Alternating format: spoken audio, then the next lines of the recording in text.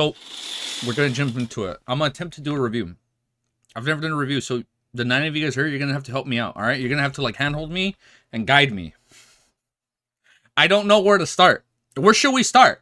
First of all, greetings. You should add that GIF in the top right. Whoa, hey, hold up. We do have a new emote, but we can't really spoil the emote, right? Because we're going to attempt to make it spoiler free. Yeah, it's review time. Start at the start. We will start at the start. Okay, so starting from the start, it's going to be spoiler free, right? All right. At the start of the series, we have Klein Moretti. No. At the start of the series, we have Zoe Minguri. And Zoe Minguri buys the Luck Enchantment Ritual book back on planet Earth. And then after he does the ritual, he gets, well, he doesn't get isekai. He gets transmigrated, where instead of physically going to a new world, you spiritually go to a new world. And he woke up in a body that's been unalived. We don't know why, how, or what, but he wakes up in a body that's been unalived, and now he has the fragmented memories of that body. We are learning things. And if I'm off track, you guys are gonna help me out. Okay, if I'm off track, you guys are gonna have to help me, guide me. All right. He gets transmigrated to a new world in an unalived body called Zoe Minguri, and he has fragmented memories of Zoe Minguri's life up until that point. So he has memories of his family, his two siblings, Benson and Melissa, the university he went through, his friends, Welch, Naya, his acquaintances at school, Azik, and everybody else, right? And that's pretty much it. That's how the series starts, and we're going to keep it vague and beautiful. Spoilers, it's an amazing series. 10 out of 10 would recommend. You don't need to watch a review to know it is amazing, right? Just go out, watch it. Watch it and read it. That's the end of the review. Okay, well, guys, where do we start? So I know there's spoilers in my notes, so we should blur them out at specific points. Already been doing, no, we're on track. We are going to keep notes blurred unless it's safe to show, right? So he basically wakes up in a, how do you even describe it? Victorian, it's not Victorian, right? It feels like old London. It feels like London if it was like in the 1800s. It feels like a European world in the 1800s, right? And it's like, it's very steampunky. There's a lot of mysticism, magic. Start with the economics of Brett soles and pounds. Oh my god, and the pounds. Oh my. Okay, you know what? That's a really good segment. 1800s. So the timeline is 1800s Victorian steampunk. Thank you. You see, this is why we're doing this live. I would not be able to do this if it wasn't for you guys. Thank you for handholding me. You guys got to keep it up. You guys got to keep helping me. You guys got to keep guiding me. Okay. So yes. He wakes up in 1800s Victorian steampunk world, right? He wakes up in Tingen. That's the city he lives in. The north, like the continent, it's split up northern continent, southern continent.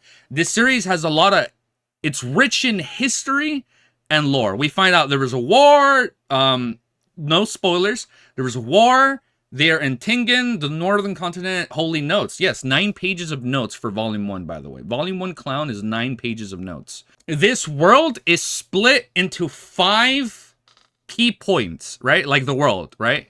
So it's like 5 different eras. The current era, which Klein resides in, is the 5th epoch, and it's called the Iron Age, right? The Iron Age epoch. We get more in volume 2, but currently that's all we know in volume 1. Current in universe. Yeah, oh my, thank you. The current year is 1349, correct? The year is 1349. So at least in volume 1, they label it the Iron Age epoch. It was brought about by a gentleman named Roselle, and he started this era. And before that, we had 4 other eras. Without getting into spoilers, you had your first era, and then you have second, 3 is, and 4. This is the next part we'll cover. Speaking of rich lore and how beautiful this universe is built up, there are so many different languages in the series. You got Hermes, Ancient Phasic, Mandarin. Oh, actually, hold up. That's what Klein spoke back in the real world. We have Jotun, Elvish, and Dragonish, right? This series does have a lot of rich lore. We'll keep it vague, and I think we'll just leave it at that. Roselle only shaped the start of that era. Yes, actually, yes. Roselle was the one that brought about that era, right? Okay, so we've covered that. Now that we've covered the rich universe, we can talk about economics. Yes? This series can feel a little bit, what's the word? It doesn't, the series can feel slow in the beginning. Cuttlefish really, oh yeah, that's the name of the author, Cuttlefish. Oh wait, hold up. Lord of Mysteries is a Chinese published web novel called Lord of the Mysteries, but the physical release is going to be called Lord of Mysteries. The Dunqua is going to be called Lord of Mysteries, and the video game that comes out this year isn't going to be called Lord of the Mysteries. So you have LOTM and you have LOM. Point is, they all mean the same thing, right? Right? 4 different products with different pronunciations, right? Okay, perfect. So now we're going to get into the economics of this beautiful, rich universe. This series can feel slow. I know I've never really read I have never read a web novel, and we literally start with Lord of Mysteries. So I felt very overwhelming. When we get to chapter 3, we spend an entire chapter with like just the siblings cooking. That's literally it. Melissa and Klein are literally cooking for an entire chapter. And I'm like, I don't know, we should really be getting into this. And then another chapter is just talking about how like the economics, how the pounds and the solar system work, the currency. It starts talking about like the Grain Act and like, right? It starts to literally break down how the government and economics works. And you know what? At the end of the day, it really pays off when you understand how money works. And like once they start using money to buy blank items or exchange blank items, it really feels rewarding because like you understand how much something is worth. I think that's all we're going to say for economics. The slow start is the best part to reread just for the siblings and Nighthawks just chilling. Yes. And thank you. And in retrospect, when you get through these slow moments, quote unquote slow moments, it feels really fun and rewarding when you get to reread it after like having full context behind all of them, and you're like, wow, you start resonating with these simple little chapters of people cooking or just hanging out. It feels beautiful, it feels rewarding, and it feels like it's just right. Now, the other thing we should get into, I think we should get into the ability system. Point is, in this series, you have potions. You consume a potion and you get that potion's abilities, right? Before we jump it, extremely intricate power. It is, yes. Okay, let's take it back a bit.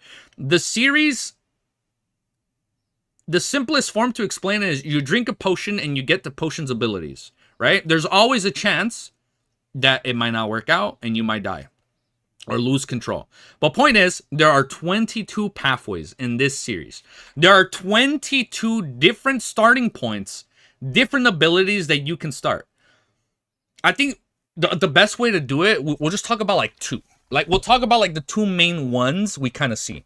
The main characters, so we'll get into the main character. I think this is the only way to explain it is if we get into the main character.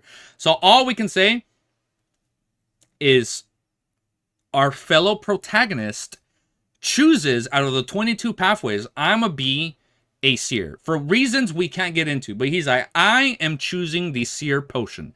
My man drinks the seer potion, and now he has the abilities and mysticism that a seer would have. He drinks the seer potion, and when he wants to go on to the next level, which we will not say, he consumes the next potion, right? The potion has 9 different sequences, right? You start at sequence 9, main character, sequence 9 seer. So now you are bound to the sequence. Now you are bound to the seer pathway, and you work your way up the ladder. That's pretty much it. That's the best way to explain it. You start off at sequence 9 seer. You go to 8. You go to 7. You go to 6. You go to 5, 4, 3, 2, 1. Bam. That's it. Sounds simple, right? It is not simple. It is really risky, dangerous, terrifying, and traumatizing, if I'm gonna be a little honest. You drink the seer potion at sequence 9. If you want to go to sequence 8, you best believe there will be repercussions if you are not ready. When a person jumps in this universe to the next sequence, if you're starting at 9 and then you go to 8, there's always a possibility that you will go mad, you will go insane, you will turn into a monster if you are not ready. So yes, you start off at sequence 9 and you work your way up the ladder. I think that's it. Oh, also, Because there are, hold up, somebody help me out. My math is not mathing up. 22 by 9. We have 22 different starting points. And now 22 divided by 9? No, divided by 9. Oh, my math is not mathing. 22 times 9, right? That is how many different abilities you can get. So now that we have mathed, you have 22 pathways and you have 9 different sequences. You have 9 different junctions. That brings us to a total of 198 different, like, what's the word to say it? 198 different abilities. That you have 198 different specific type of abilities. If you've played Fate or you know about Fate, you have your 7 classes, right? You got, oh wow, it's been so long. You got Lancer, you got Archer, you got Magician, you got Assassin, you got Rider, you got, oh my, I can't remember this. Point is, you have 198 of those. You literally have 109 classes. Oh, I'm so dumb. Why can't I think of classes? Yes, thank you. You have 198 different classes in this series that you can literally work your way up the ladder. Literally, you have 198 possibilities of whatever power system you want in this series. And not only that, an individual can literally, oh, you know what? Hold up. They're called Beyonders. You have, so basically, the individual in this series is called a Beyonder. Duh, hold up, we can say that. So you have 198 different Beyonder classes that you can start as, right? So instead of saying a class or a job, like you play Final Fantasy, or you play classes like in other games and MMOs, you have a Beyonder. 198 different types of Beyonders. Klein is one out of one of those 198, and he started off as Seer. And then 987, there you go. And he has 9 different classes that he will be. How about classify sequences as medieval powerful fantasy like warriors advance to become a berserker? Oh my god, AN. Thank you. Yeah, so if you've played Final Fantasy, a paladin, you don't start off as a paladin right away. You literally start off as a warrior, and once you reach a specific level and you meet the requirements, you become a paladin. You start off at a certain class, and eventually you work your way up, and once you reach certain requirements, you become something else, right? So you become something else, and usually you enhance your previous one, or you come about with different enhancements. And we'll leave it at that. Now, another thing to help a Beyonder in this beautiful yet dangerous world are called artifacts, like potion ingredients creatures. You should introduce the mysticism of the world, rituals, and some fantasy creatures that exist in the world. You know, oh, I can't do this without you guys. I love you guys. Thank you. You see, I'm not a reviewer. I am a Lord of Mysteries React guy. I can't do reviews. This is hard for me, okay? Yes.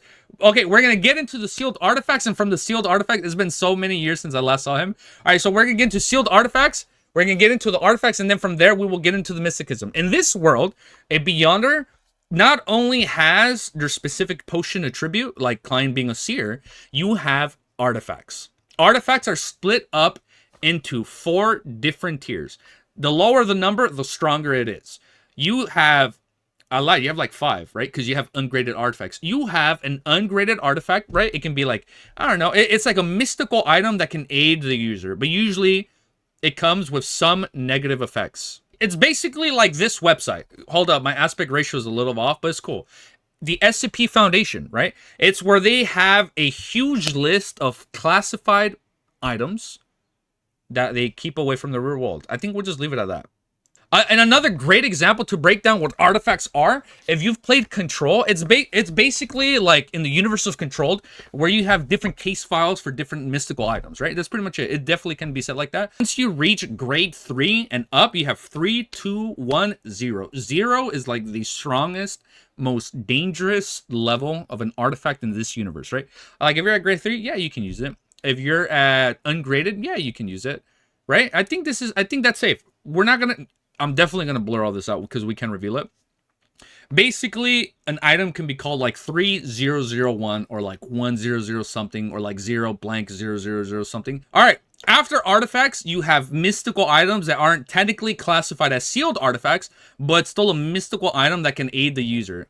You have charms, right? You can have like a dream charm, a slumber charm, i.e., etc., right? You have different charms that can also aid the user. But again, there's always going to be a negative usually there is a negative repercussion behind the item unless your specific beyonder pathway has a benefit to negate the downside effect, right?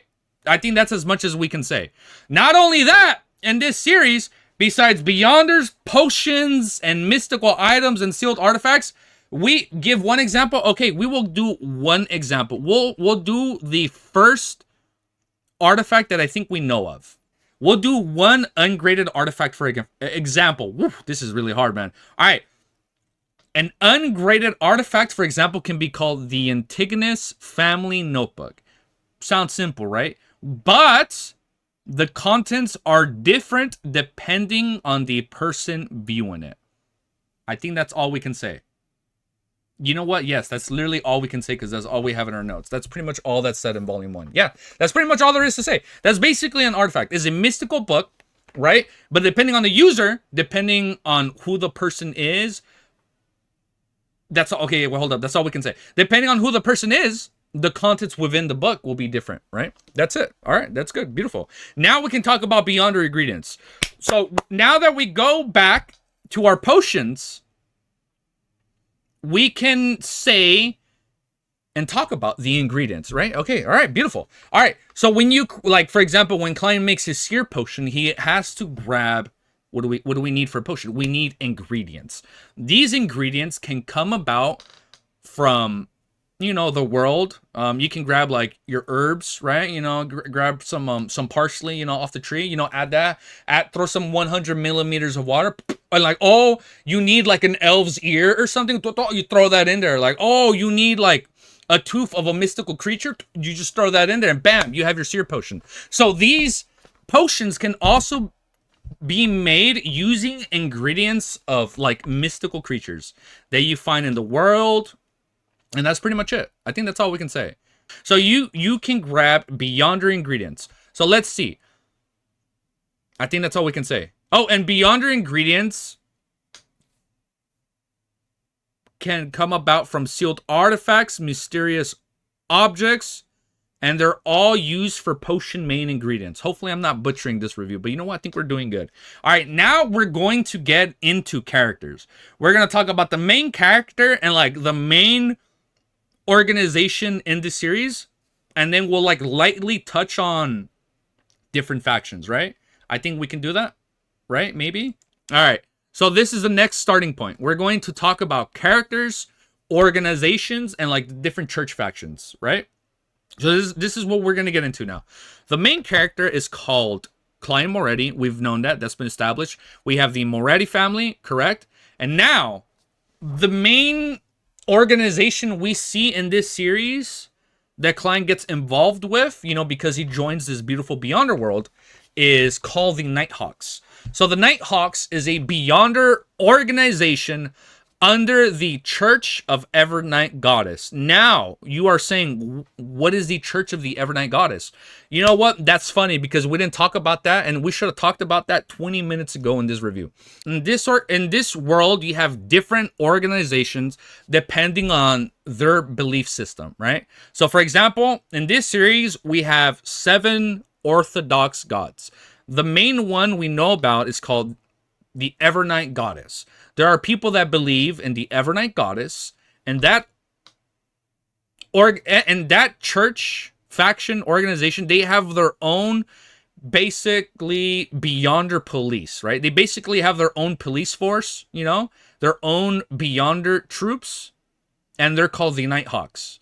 Like, for example, you know what? This is a perfect segue. The main captain of this series, the main captain of the Nighthawks is called Dunsmith. And his group and organization, they are part of the Church of Evernight. And the Church of Evernight believes in the Evernight Goddess. And you also have different organizations and groups like, thank you, Vec, with the Mandated Punishers and Machinery Hive Mind. And also, like, just for fun, from the beginning, I've always liked the sound of Machinery Hive Mind. It is such a cool and interesting name.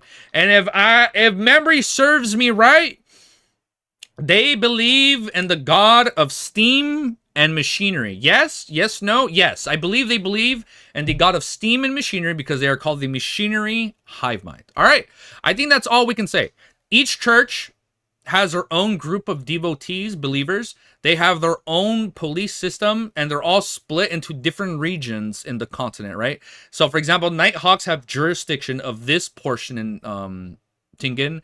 Mandated Punishers have control over this region, mandated, like, i.e., etc. Right? We know that. So it's like now different organizations have control over different regions, and they all have their own sealed artifacts, mystical items, and each different faction has their own junction, i.e. starting point for their pathways. So, for example, Nighthawks will have control over like maybe like 1 or 2 pathways out of like the 22 total.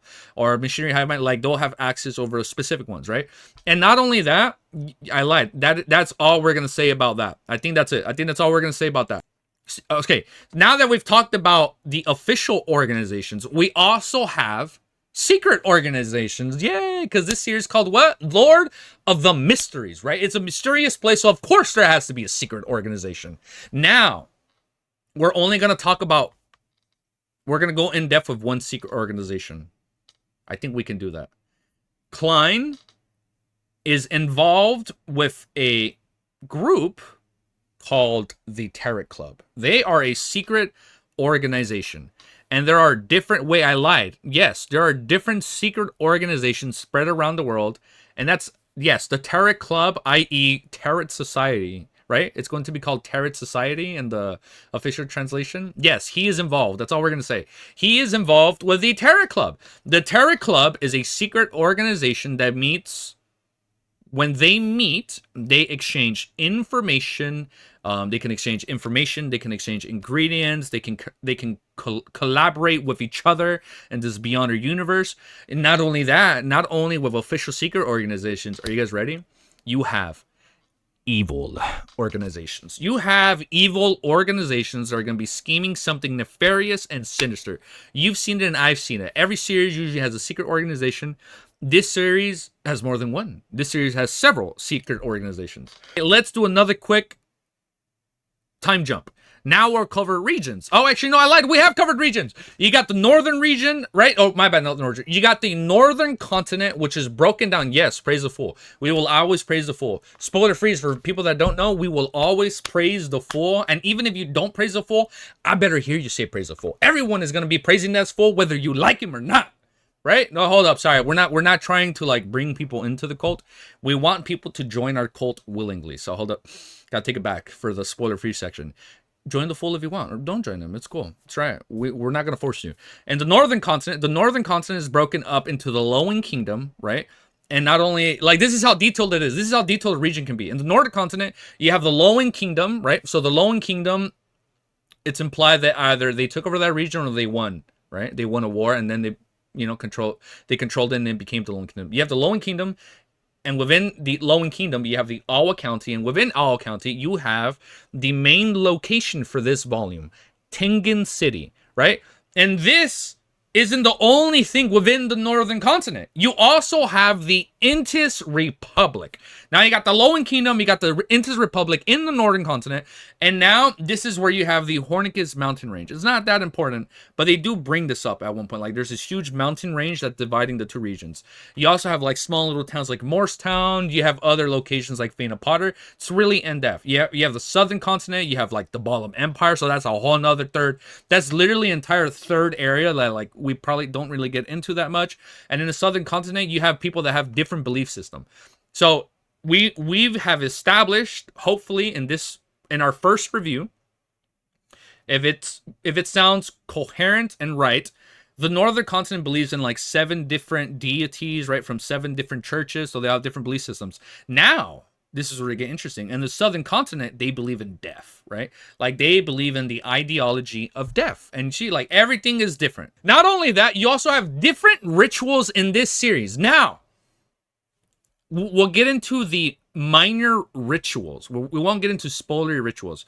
For example, a Beyonder can use a dream divination ritual. You can, like, enter one's dream, or you can dream something to recall your memory. You can use like a magic mirror, and you can use a magic mirror to divine something, like who is the fairest of them all. Like, you can use a magic mirror divination, or you have literally the first ritual that gets brought about in this series, the luck enchantment ritual. Now, are you going to get more info on that in episode 1? Probably not, but now you know that. Explain what rituals are is using... I should explain what rituals are. Yes, thank you, user. I'm just saying it, but we're not explaining it. You can pray for 20 pounds. Yes, you can also do a ritual to have somebody magically pay off your debt. Like, it's beautiful, man. But you have to use your spirituality, right? When you do a ritual, you have to use your own body's spirituality, right? Think of it as using your own chakra to do an ability, right? I think that's a good way to break it down. I think that's a simple way to break it down. You use your own beyonder spirituality, and then you can use a ritual, and depending on what sequence you are from 9 through 1, you have a bigger expandable tank of spirituality that you can use. So for example, if you're a sequence 9 seer, you can probably only use minor rituals. And then, for example, if you hit sequence 8 blank, now you have a bigger disposable amount of spiritual energy that you can use for a ritual, or you can use for items and this and that. I think that's all we can say, right? So long story short, after rambling for 26 minutes, I highly recommend you read Lord of Mysteries. You will not regret it. It might feel slow. It might feel sluggish early on. But if you stick through this series, I promise you, you will find something and you will take something away from this beautiful, enriching series. And as a good outro, based on what we were talking about in our previous live stream, praise the Fool and welcome to the Terror Club. All right, guys. This is a quick time jump because I actually didn't do this part at the end of the spoiler-free review. Point is, we're jumping into spoiler reviews, and this is me from the future. All right, later, guys. I think we're good. All right, now we're gonna go into the spoiler-free section. All right, so if you do not want spoilers, you need to get out of here. All right, I love you guys, but you gotta go.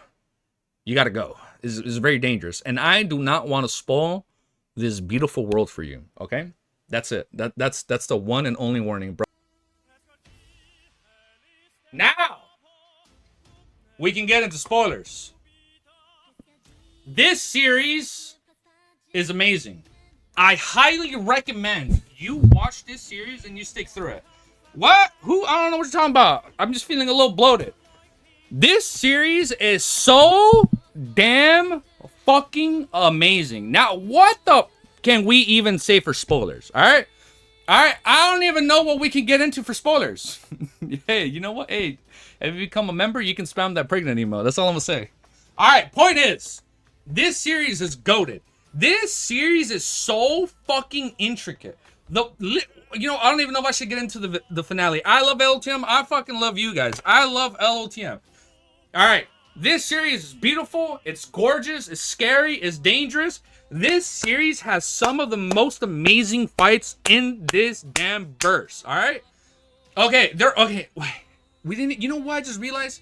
We didn't even get to the fights. We didn't even. This is so cursed. It's beautiful. We actually didn't even get to the fights. This series has a few fights and a few scuffles. Right. Let's talk about the real MC. You know what's so funny? We didn't even fucking talk about Roselle. Ain't no book review like this out there. Ain't no book review like this out there. You got it right, brother. There is no book review like this out there. There is no book review like this out there. All right. Roselle fucking transmigrated to this universe just like Klein. There are so many damn questions. How did he get here just like Klein? Did he also do a luck enchantment ritual? Like, let me hold my mic so it doesn't sound too far away. Like, hold up. There are so many unanswered questions. Like, if you really think about it, this goofy little book review, bro. You know what? It got a little less coherent once we got to the spoiler-free stuff. Now I'm just gushing. You know, now we're just talking about how beautiful the series is. Roselle transmigrated to this universe just like Klein.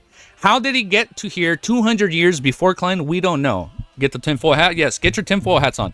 There are so many unanswered questions. Like what the fuck is the quill? How did the quill come about?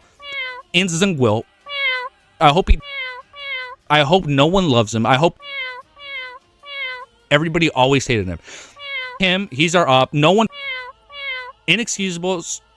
Hold up. Now we're getting a little too mad. Hold up. The real question is whether the taste of demoness is bad. You know what, man? It ain't that bad. I mean, I'm not saying that. Roselle said it ain't that bad. So you know what? He's our brother. He's our homie. You know, whatever he says is the law, man. We love that guy. Roselle is a homie. All right. If he says it ain't that bad, it ain't that bad. Point is, Ints, the true creator, the hidden sage, that he can go. I hope he's stuck in the spirit world for like the rest of his miserable life. Yeah, we didn't talk about Roselle. We didn't talk about like the true creator. We didn't talk about. Hold up, is this place revealed? This place is not revealed in volume 1. Hold up. Let's quickly check something. Okay, I lied. Like, there are so many questions on what the Forsaken Land is, like where it is, how did it come about, like do we have access there? Is it like another different plane? Like how Earth is to the world of Lord of the Mysteries? Like, is it a different realm? Yes, so it was revealed, but that's pretty much it. All we know is we have the City of Silver and we have the Curse of Destiny, right? That's pretty much it. I think the curse was revealed, what the curse was. Yeah, I think it was real. But there's so many questions. Like, what is it? How did this come about? Derek is such an innocent, sweet person, and we must protect him no matter what. The freaking true creator, the whole point of the true creator was to use Lenevus to impregnate Megus. And through Megus, we bring about the true creator. That is so wild, triggering, traumatizing, and we love to see it. It's so traumatic and messed up. Like, literally at the end of the series, when Leonard is sitting there watching Megus's face peel, bro, that shit was twisted, but the level of dark humor was spot on. I did. Take care, man. Take care, Ian. Thank you for tuning in. Like, literally, the dark humor was so spot on. Like, it was beautiful. It was amazing. The whole thing with old Neil broke my heart. Never have I ever been so invested in never have I ever been so invested into a fictional character like old Neil. Yes, I guess I have. But like, point is, I've never been this attached to an old man in a fictional universe. And then when this series takes him away from us, I've never felt so heartbroken. Not only him, but like towards the end, bro, like when we go up against Megus and literally Dunn says like, hey, I need you to count to 10. Once we hit 10, you go in, and it does not matter what my condition is. You literally throw every single attack at Megus. And then the whole fucking reveal with Inzanguil, bro. You're telling me this man literally wrote everything out. From the very beginning, this man literally used the strongest sealed artifact in this universe, the Quill 008. All we know is whatever you write literally happens. We don't know its limitations, but literally, this quill was so tempting that a former Channis Gate Nighthawk bishop, he was a bishop, archbishop, stole this damn item and literally wrote the entirety of events from the beginning of the series to the end. Also, he can take Saint Selena's ashes, and instead of going sequence 4 of the Mystery Prior pathway, right? Mystery Prior? He went, right? No, it wasn't Mystery Prior. It can't make illogical things happen. Well, yeah, all right. So, I think in Volume 1, they don't specifically say that, right? But I guess when you read like his entire like scenario, it's really intricate and well thought out. So yes, you have to think like it has to be really detailed and it has to be like within an acceptable range of rationality and reality for it to happen, right?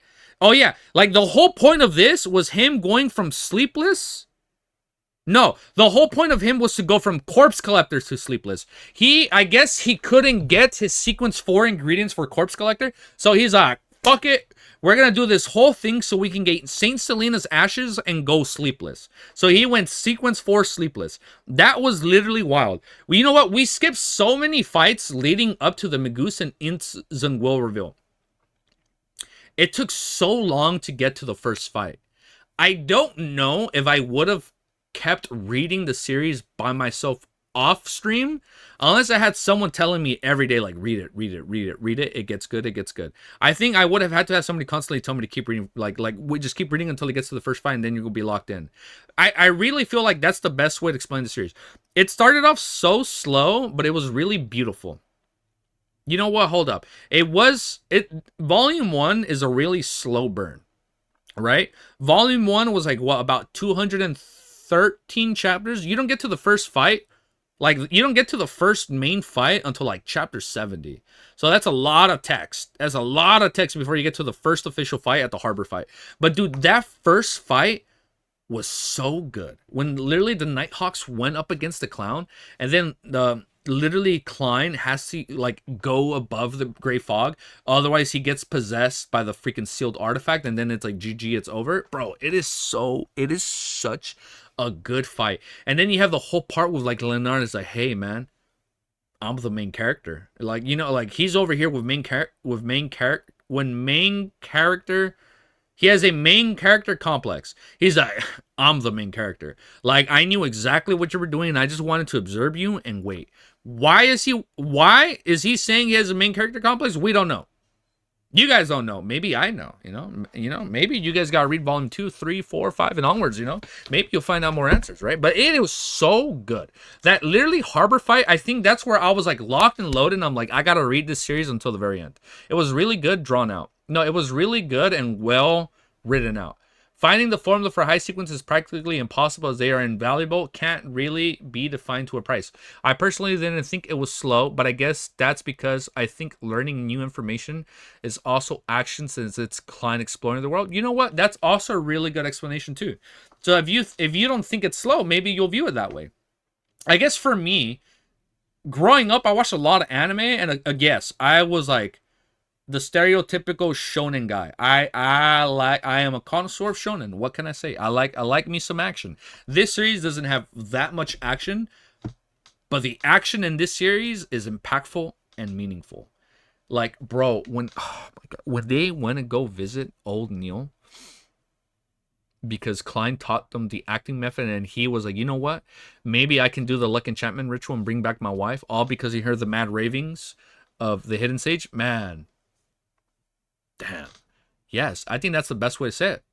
Volume 1 is literally an acquired taste. And you hold up. I'm not saying you don't have acquired taste if you didn't like it. I know maybe this series isn't for everyone, but I'm telling you, if you give this series the patience and time, I think you're going to find a really well enjoyable series. See? And I generally think you can find something that you relate to.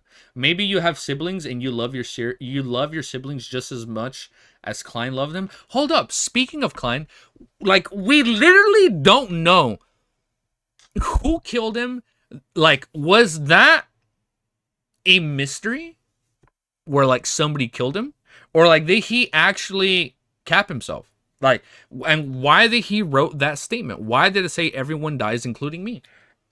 But like, in retrospect, he really did die, including him. Huh? Yeah, wait, hold up. You guys probably don't know. I don't know. Hold up. We don't know volume 1. Hold up. That's like a volume 1 onward spoiler. Yeah, yes, it's presumed he killed himself. But even Klein had hold up, kitchen is fire. No, wait, hold up. Wait, think it back. Hold up. We know that Zoman Guri said two things. Did he kill himself, or did somebody fake his death? Because he's like, why didn't Melissa hear the gunshot? Or like, why wasn't she just as worried as me? That was said. Klein literally said, like, did somebody, or like, was there a domain, or like a domain bubble like put around them where like Melissa didn't hear the gunshot? Because Melissa came right in. So he's like this is kind of weird. What happened? Whoa, hold up. Wait, actually, hold up. Wait, don't confirm or deny, guys. Hold up. We actually don't know yet, I think. Hold up. Thank you. Well, I think that's the best way to word it, Cammy. It's not explicitly said, but you can already confirm the truth with what you know. Okay. All right. But the series is so mysterious. Like, maybe that's what they want us to believe. And this series has so many unanswered questions. Why is the moon red? Who followed? Yeah, hold up. Wait, actually, that wasn't important. Why did Klein dream about the abandoned palace with a throne covering in magnets, right? And I'm assuming it's in the Hornicus mountain range. I don't know why I put Mr. Z. Mr. Z is part of the Aurora Order. Why does the Antigonus family notebook see Klein as the descendant? That was already covered. Why did all the crude oil disappear in the world? Who is Zik? Why is he in the Baron's portrait? Is he deaf himself, allegedly over 1,400 years old? Is the Zik a result of the chemical life ritual? Who is the headless skeleton in the abandoned castle? A Zik son or him himself? Right? Where is the city of silver forsaken land? Why is the church hiding the acting method? What is the curse of destiny? Or why did it come about? What organization is pulling the strings in the shadows that Roselle mentioned in his diary entries? What's Alger's past in Backland? Because when he came to Backland for Hurricane Quilligans, he's like, I'm back. It's been so long. Is Creeping Hunger part of a Zik's original body if he's actually deaf himself, deaf incarnate? Why the Ince Zingwill to sequence 4 of Evernight? Was a Zik's copper whistle... Wait. Oh, and then I put this as my last question. Was a Zig's copper whistle what really brought Klein back to life? Because Klein didn't actually wake up until a Zig threw his copper whistle on him, right? Why did sealed artifact 3065, the doll, step out of Channis Gate and hand Klein information, right? No? Why did the hidden existence like the full summon a low sequence beyonder, a noble mortal? That is another good question. Why was Alger and Audrey picked in the beginning of out of all the countless possibilities? Why pick them? There are so many unanswered questions, and you know what? I think that's all we got for our first scuffed Volume 1 review. Hello, guys. Just wake up. What are we doing? We are wrapping up our first attempt at a review. Yapping? Pretty much we're yapping. But I think we did good. We are yappers. I think we did pretty good. So, I think we're going to take feedback at this point. If you guys like it, let us know. If you guys didn't like it, please let me know. If you guys have recommendations, it was a pretty scuff. But you know what, man? Because we're so amazing, when we end the recording, we're going to do some magic. We're going to edit this bad boy. We're going to add some beautiful music. We're going to add some beautiful stills. We're going to add some anime trailers. It's going to look beautiful. It's going to be amazing. So it's not going to be scuffed. It looks scuffed for the live stream. But I'm hoping the video isn't that scuffed. You know what? I think people will let us know. I think they'll let our feedback know. Oh, wait. And then quick plug. For people that may or may not like this review, they can tune in, right? That's what people say. Like, comment, subscribe. And we'll see you next time. We'll see you for a potential Volume 2 review, because we're currently on Volume 3. So we gotta do this review before the physical release comes out. And this is a good trial run for the physical release of Lord of Mysteries. Because once the physical release comes out, we're gonna be rereading that sucker. We're gonna be seeing the different translations. We're gonna see what made it, what didn't make it. It's gonna be beautiful. It's gonna be amazing. So this is a good learning experience at the end of the day. And you know what? It was really fun. Not sure if it was a good review, but I had so much fun. Hey, man, if you had fun, it was definitely a good review. Give your feedback. Yes. Give us your feedback. I think that's all we're going to say. All right. So now we say later, guys. And hopefully I see you guys next time. Okay. Awesome.